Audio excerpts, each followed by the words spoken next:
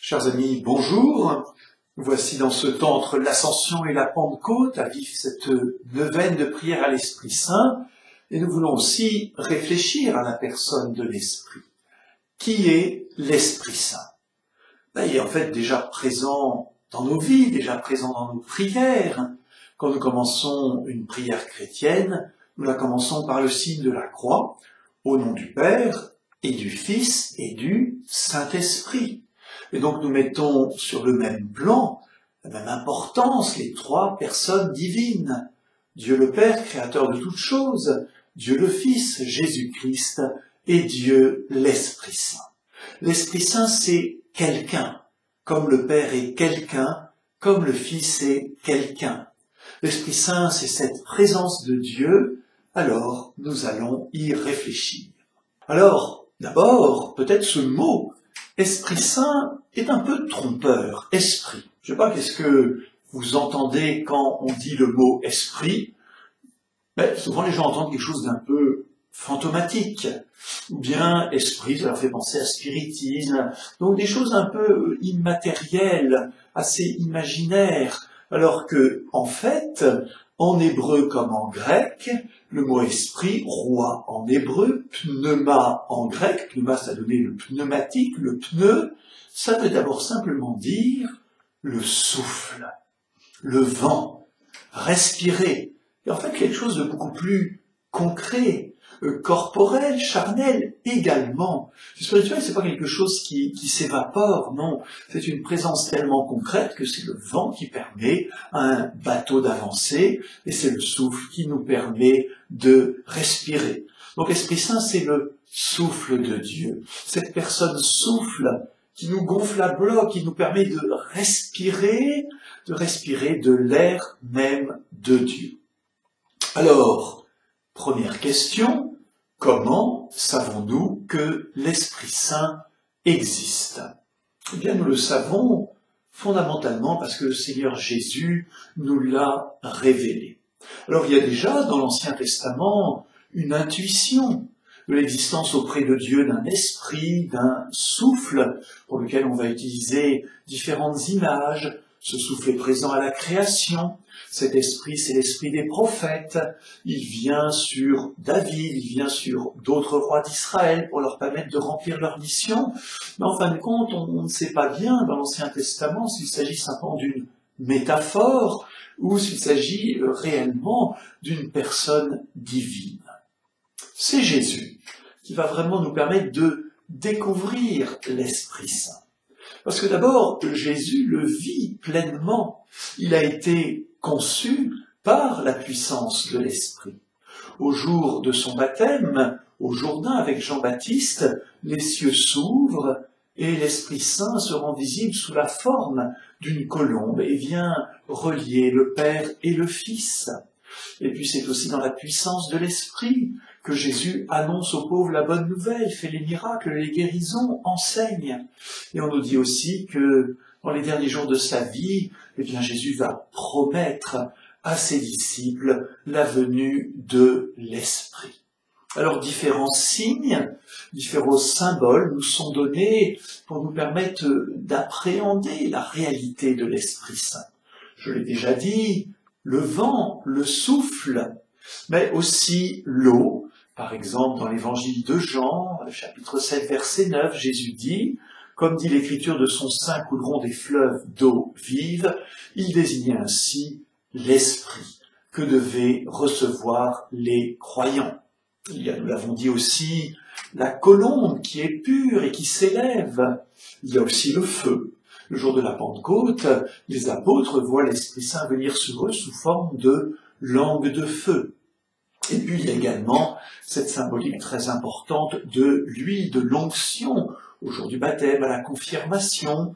Le roi David, déjà dans l'Ancien Testament, est loin de cette huile sainte, et c'est à ce moment-là qu'il reçoit l'Esprit Saint, l'huile de force, l'huile qui nous consacre.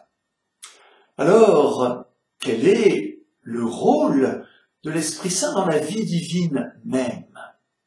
Eh bien, l'Esprit Saint est celui qui unit Dieu le Père et Dieu le Fils. Il est cette communion d'amour, il est ce don d'amour d'abord du Père vers le Fils, et en retour du Fils vers le Père. L'Esprit Saint n'agit jamais séparément du Père et du Fils. Il est l'Esprit du Père et du Fils. Il anime toute la vie du Fils, et c'est dans cet esprit que, en permanence, le Fils est uni au Père. Et vous voyez, là, nous touchons là à ce profond mystère fondamental dans notre foi chrétienne du Dieu unique, communion d'amour des trois personnes divines. On dira plus tard Dieu Trinité, triunité d'amour. Eh bien, l'Esprit Saint est fondamentalement ce don d'amour du Père au Fils et du Fils au Père. Eh bien, ce don d'amour, Dieu veut nous le communiquer. En fait, il veut nous faire entrer dans sa vie même. C'est ce que promet Jésus à ses disciples. Attendez à Jérusalem d'être revêtus de la puissance d'en haut. Voilà, et revêtus de cette puissance, eh bien, l'Église va naître. Voilà le troisième point de ce petit enseignement. L'Esprit Saint fait naître et vivre l'Église. Il est le souffle même de l'Église. Il l'anime. Alors rappelez-vous, à la résurrection le dimanche de Pâques, les saintes femmes, les disciples, les apôtres rencontrent Jésus ressuscité. Ils passent de la tristesse à la joie. Et pourtant, ils restent encore bloqués. Ils restent encore comme confinés. Pourquoi? Parce qu'ils sont croyants. Ils ont cette joie, mais ils ont encore peur. Peur des autorités, peut-être peur aussi d'annoncer Jésus. Alors ils restent enfermés. Et Jésus leur dit, écoutez, vous allez maintenant vivre le temps de l'attente de l'Esprit Saint. C'est lui qui vous permettra de sortir et d'annoncer la bonne nouvelle. Donc, dans ces 50 jours qui séparent Pâques de la Pentecôte, eh bien, les disciples vont demeurer dans cette attente. Et déjà, l'Esprit Saint travaille leur cœur et les aide à comprendre l'enseignement, les paroles et les gestes de Jésus. Jésus l'avait promis. L'Esprit Saint vous fera souvenir de tout ce que je vous ai dit et surtout vous permettra de le comprendre. L'Esprit Saint est la sagesse de l'Église. C'est dans l'Esprit Saint que nous comprenons les paroles et l'enseignement de Jésus. Et puis, le jour de la Pentecôte, l'Esprit Saint se manifeste comme ce vent, ce souffle, ce feu intérieur qui permet aux apôtres de sortir et d'annoncer maintenant sans peur, sans aucune entrave, la bonne nouvelle. Jésus est ressuscité, c'est en son nom que vous recevrez la vie nouvelle. Et commence alors l'extraordinaire expansion missionnaire de l'Église, où l'Esprit Saint est vraiment celui qui donne souffle à l'Église, qui le guide, qui lui permet de ne pas avoir peur, qui l'envoie en mission. Et on voit que l'Esprit Saint assiste les apôtres dans les grandes décisions à prendre. L'Esprit aussi prend les devants. Par exemple, les apôtres ne savaient pas s'ils avaient le droit de baptiser des païens. Eh bien, l'Esprit Saint tombe sur le centurion Corneille, et sa Pierre, qui est présent, comprend que c'est la volonté de Dieu que les païens reçoivent le baptême. Et puis c'est l'Esprit Saint aussi qui, d'une certaine manière, aide au gouvernement de l'Église. Il désigne par exemple Barnabas et Saint Paul pour une mission très importante. Alors l'Esprit Saint sans cesse est redonné à l'Église. Dans le livre des Actes des Apôtres, il nous est dit qu'en plusieurs occasions, pas seulement le jour de la Pentecôte, il y a une effusion, un don renouvelé de l'Esprit Saint pour son Église. Et vous voyez, ce qui est tout à fait intéressant, c'est que l'Esprit Saint nous est bien présenté comme une personne, la troisième personne de la Sainte Trinité, communion d'amour et du Père et du Fils, qui agit de manière personnelle dans l'Église. Et donc l'Esprit Saint, vous voyez, frères et sœurs, est d'abord donné à toute la communauté chrétienne, à toute l'Église. Encore aujourd'hui, nous invoquons l'Esprit Saint avec ferveur pour que nous puissions sortir de nos peurs, sortir de nos confinements et reprendre cette annonce de l'Évangile avec la joie de l'Esprit Saint en nos cœurs. Alors, l'Esprit Saint unit le Père et le Fils, L'Esprit Saint fait naître et vivre l'Église, et nous, qu'en est-il dans nos vies personnelles? Eh bien, nous pouvons dire que l'Esprit Saint est le don de Dieu, qui transforme nos vies et qui les anime. Vous savez, nous parlons de vie spirituelle, mais c'est quoi la vie spirituelle? La vie spirituelle, c'est la vie dans l'Esprit Saint. C'est notre vie guidée par l'Esprit.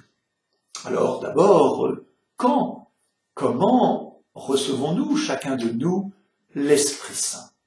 Alors certainement, l'Esprit peut inspirer de manière momentanée, à un certain moment de la vie, tout un chacun, y compris les gens qui ne sont pas encore chrétiens, qui peut-être ne le seront jamais. Mais pour nous chrétiens, c'est différent. Le jour de notre baptême, l'Esprit Saint vient descendre en nous et demeurer en nous. Grâce à l'Esprit, nous devenons enfants de Dieu, frères de Jésus-Christ. Et saint Paul nous dit que nous n'avons pas reçu un esprit de peur, mais que nous avons reçu cet esprit qui nous fait crier vers Dieu, Abba, c'est-à-dire Papa, Papa du ciel, Abba Père, et qui nous marque profondément de cet amour de Dieu pour toute notre vie. Alors nous recevons l'Esprit Saint au baptême, et ce don est renouvelé dans le sacrement de la confirmation. Pourquoi? Eh bien, nous avons été baptisés pour la plupart d'entre nous, bébés, ou petits, ou enfants. Or, nous grandissons dans notre capacité spirituelle. Et donc, Dieu veut que quand notre capacité spirituelle devient celle d'un jeune adulte ou d'un adulte, eh bien, nous recevions à nouveau l'Esprit Saint pour devenir capables d'être témoins courageux de l'amour de Dieu. Donc cet Esprit Saint, eh bien, nous permet d'abord d'être dans cet amour de Dieu. L'Esprit Saint nous permet aussi de trouver notre place dans l'Église. Saint Paul le dit très souvent aux premiers chrétiens, chacun de vous a reçu des dons de l'Esprit Saint, ce qu'on appelle des charismes, qui sont pas d'abord des qualités humaines, mais réellement des dons spirituels pour le bien de tous. Quel don? Par exemple, celui de bien parler de Dieu, le don d'un service avec la force de Dieu, le don de la compassion, le don peut-être de prendre en charge telle ou telle responsabilité. Mais tout cela est un don de l'Esprit. Nous le recevons et il nous permet d'être les uns les autres au service de tous. Et puis fondamentalement, l'Esprit Saint nous met dans cette charité, dans cette fraternité. Il nous communique les 7 dons de l'Esprit. Nous les développerons dans une autre vidéo avec le Père Michel. Il donne à notre vie spirituelle toute cette ampleur, toute cette profondeur. Alors, pour conclure ce bref exposé, je dirais que fondamentalement, l'action de l'Esprit est une expérience qui nous invite à davantage reconnaître en ce temps particulier qui précède la Pentecôte. Et puis la présence de l'Esprit nous fait aussi désirer être renouvelés dans cet Esprit Saint. Et donc nous allons l'invoquer. Et nous réfléchirons dans la prochaine vidéo, mais comment prier l'Esprit Saint? Comment l'invoquer? Est-ce que nous invoquons l'Esprit Saint exactement de la même manière que nous prions Dieu le Père et le Seigneur Jésus? Et puis, grâce à tout cela, eh bien, notre vie spirituelle va pouvoir être renouvelée.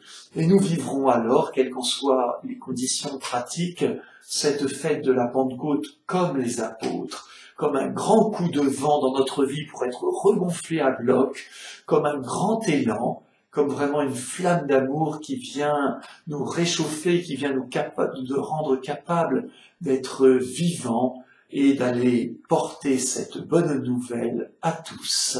Alors, à bientôt pour la suite de nos enseignements.